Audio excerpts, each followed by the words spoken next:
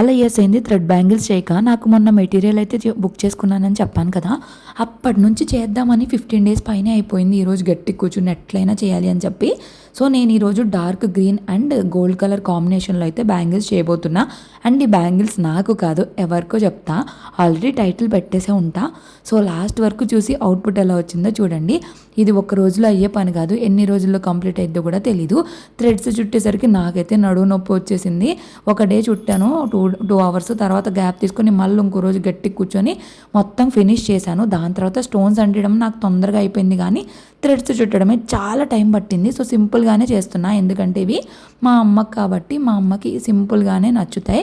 హెవీగా వేసుకోరు కదా పెద్దవాళ్ళు. మొత్తానికి కలర్ కాంబినేషన్లో మా అమ్మకైతే ఈ శారీ కొత్తగా తీసుకుందంట, నాకు ఈ కలర్ కాంబినేషన్ చాలా బాగా నచ్చింది అని చెప్పింది. ఇంతకీ నేను చేసిన బ్యాంగిల్స్ ఎలా ఉన్నాయో చెప్పడం మాత్రం మర్చిపోవద్దు. నచ్చితే లైక్ చేసి సబ్స్క్రైబ్ చేసుకోండి. Thank you so much.